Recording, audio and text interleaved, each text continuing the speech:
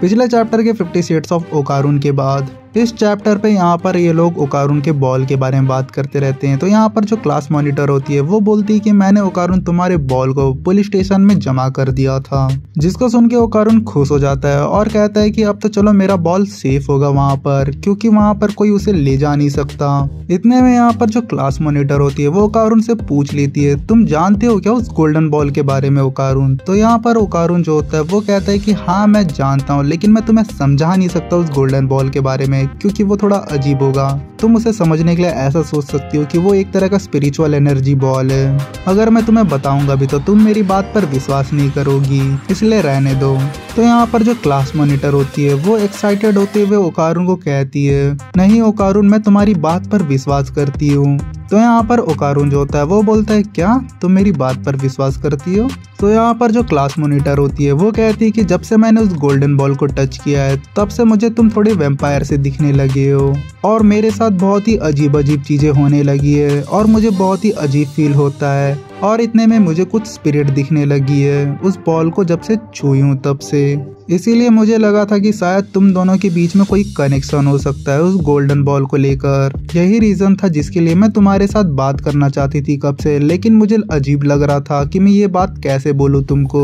तो यहाँ पर ओकारुन बोलता है चलो ठीक है मॉनिटर, आज के बाद से तुम कुछ भी मुझे आकर बोल सकती हो, मैं तुम्हारी हर बात सुन लूंगा। तो यहाँ पर जो क्लास मॉनिटर होती है वो खुश हो जाती है इस बात से और कहती है ठीक है ओकारुन। फिर इतने में सीन शिफ्ट होता है पुलिस स्टेशन की तरफ, जहाँ पर ये लोग पुलिस स्टेशन के अंदर जाकर पुलिस ऑफिसर से पूछते हैं कि आपने किसी तरह का गोल्डन बॉल देखा था क्या। तो यहाँ पर पुलिस ऑफिसर जो होता है वो कहता है कि नहीं, तुम्हारा जो बॉल है वो कोई और आकर कलेक्ट करके चला गया है, वो जो भी था अपना सब कुछ प्रूफ देकर गया है उस बॉल को लेकर। तो यहाँ पर जो मॉनिटर होती है पुलिस ऑफिसर से पूछ लेती है कि क्या आप मुझे बता सकते हैं वो कौन लेकर गया है। तो यहाँ पर जो पुलिस ऑफिसर होता है वो कहता है कि ये चीज प्राइवेट इंफॉर्मेशन है, मैं तुम्हें नहीं बता सकता। इतने में ये लोग पुलिस स्टेशन से बाहर निकलते हैं और यहाँ पर ओकारुन सोचते रहता है कि कौन मेरा बॉल लेकर गया है। इतने में यहाँ पर जो क्लास मॉनिटर होती है वो कहती है कि ये थोड़ा अजीब है, क्योंकि अगर तुम्हें खुद का सामान लेकर जाना है तो पुलिस स्टेशन से तो तुम्हें प्रूफ दिखाना होता है कि वो तुम्हारा सामान है करके, तभी तुम्हें तुम्हारा सामान मिलता है वहां से। तो यहाँ पर जो ओकारुन होता है वो कहता है कि हाँ तुमने बिल्कुल सही कहा, लेकिन कोई भी उस बॉल को ऐसे ही लेके नहीं जा सकता, क्योंकि वो बॉल सबके लिए एक ऑर्डिनरी गोल्डन बॉल है। इसलिए मुझे लगता है कि शायद कोई उसे लेकर नहीं गया है, बस वो पुलिस ऑफिसर हमसे झूठ बोल रहा है ताकि वो उस गोल्डन बॉल को रख सके अपने पास। तो यहाँ पर जो क्लास मॉनिटर होती है वो बोलते है कि हाँ ओकारुन ऐसा हो सकता है, मे बी वो हमसे झूठ बोल रहा हो। तो यहाँ पर ओकारुन बोलता है मुझे लगता है शायद वो गोल्डन बॉल पुलिस स्टेशन के अंदर ही है, हमें फिर से वहां पर जाके चेक करना होगा और कंफर्मेशन करना होगा। ये बात सुनकर यहाँ पर जो क्लास मॉनिटर होती है वो पूछती है कि हम ये चीज कैसे करेंगे ओकारुन। तो यहाँ पर ओकारुन कहता है कि हमें इसके लिए हमें मोमो की जरूरत होगी, वो ऑरास को देखकर पहचान लेती है, ऊपर से वो मेरी बॉल की ऑरा को सेंस कर सकती है आराम से। यही बातों के बीच में यहाँ पर क्लास मॉनिटर के ऊपर एक स्पिरिट आकर अटैक कर देता है, जिसको देखकर यहाँ पर ओकारुन शॉक हो जाता है और फटाक से टर्बोग्रानी फॉर्म में ट्रांसफॉर्म होकर बिजली के खंभे के तार के अंदर घुसता है और उसके अंदर घुस के उस स्पिरिट के ऊपर अटैक करता है। लेकिन यहाँ पर जो ओकारुन होता है उस स्पिरिट को पार करके बाहर निकल जाता है और उसका अटैक जो होता है वो स्पिरिट को लगता नहीं है, जिसको देखकर यहाँ पर ओकारुन शॉक हो जाता है और सोचता है कि ये कैसे हो सकता है। इतने में सीन जाता है अपने घर की तरफ। यहाँ पर दादी अम्मा की गैंग और बाकी बहलोल बच्चे साथ में बैठकर खाना खाते रहते हैं। इतने में यहाँ पर मुंह बाती हो जाती है टर्बोग्रानी और मोमो के बीच में, जिसको लेकर ये लोग आपस में लड़ते रहते हैं। इतने में यहाँ पर जो मोमो होती है वो वहाँ से गुस्सा होकर अपने रूम पे निकल जाती है सोने के लिए। रूम पे आराम करते हुए यहाँ पर वो ओकारुन को लेकर ही सोचते रहती है।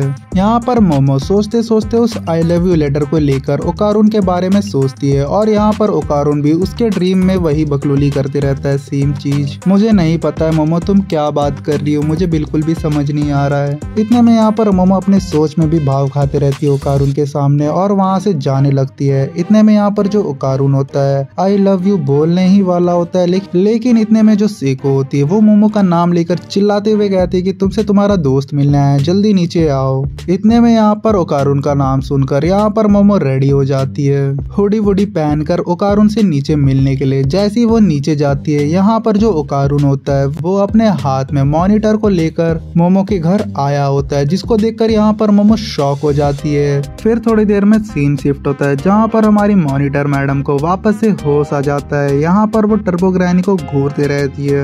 ये चीज देखकर टर्बो ग्रैनी उसको कहती है कि तुम मुझे इतना क्यों घूर रही हो। तो यहाँ पर जो मॉनिटर होती है उसे देखकर शॉक हो जाती है और वो कहती है कि बोलने वाली बिल्ली। ये चीज देखकर टर्बो ग्रैनी वापस से पूछती है अगर तुम मुझे ऐसे ही घूरते रहोगी तो मैं तुम्हारा मर्डर कर दूंगी।